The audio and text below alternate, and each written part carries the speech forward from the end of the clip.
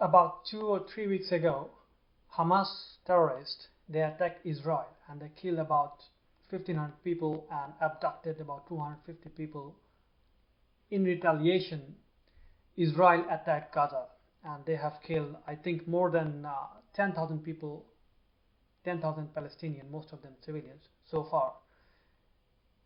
Needless to say, many of the neighboring Islamic countries like Iran, Saudi Arabia, Syria, Jordan, etc., they are very angry about this. But they haven't done anything concrete to prevent Israel from attacking Gaza. Iran has been clamoring and it is saying that OPEC nation, most of them, the neighboring Islamic countries, they should put an oil embargo like they did in the 70s when they were at war with Israel. But I don't think that any of the OPEC country is going to put an oil embargo in place like they had in the 70s, primarily because so much has changed since then and now. Then most of these countries were sworn enemy of Israel. They wanted to remove Israel from that area. Now, in 2023, many of these countries like Saudi Arabia, Bahrain, Morocco, UAE, Egypt, they are trying to normalize their relation with Israel. I think they have learned their lesson that it is better to make friends with Israel than an enemy. They haven't gained anything by making them enemy.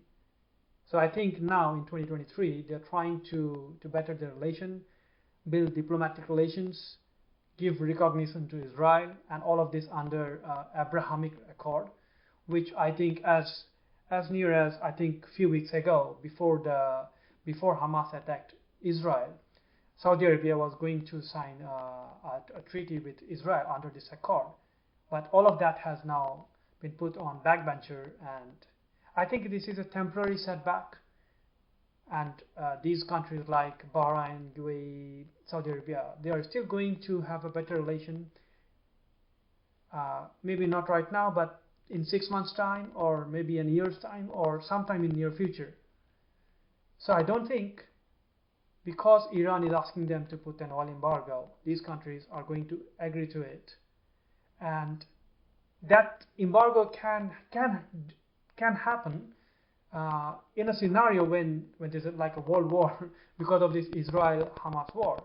When every country in the Middle East jumps into this war against Israel, and they collectively try to punish Israel and the Western countries and other countries which are pro-Israel and supporting Israel at the moment.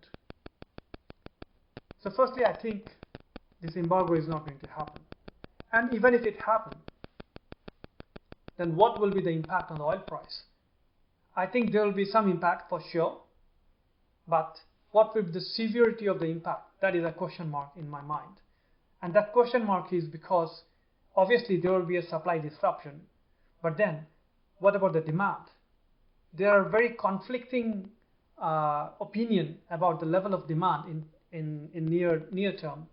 OPEC, for example, is quite aggressive. They think that the demand in 2024 is going to be around at least more than 2.2 million barrels per day than what it is currently.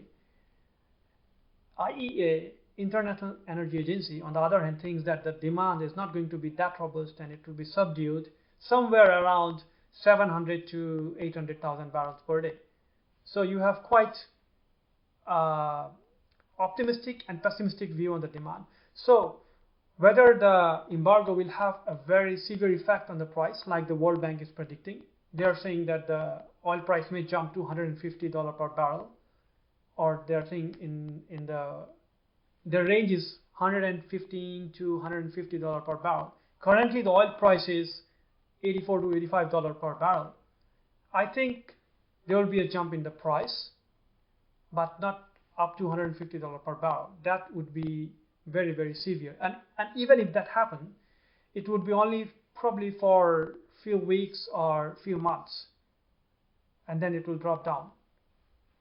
I think the market has already taken all this into account, and that uncertainty is already priced into the oil price at the moment.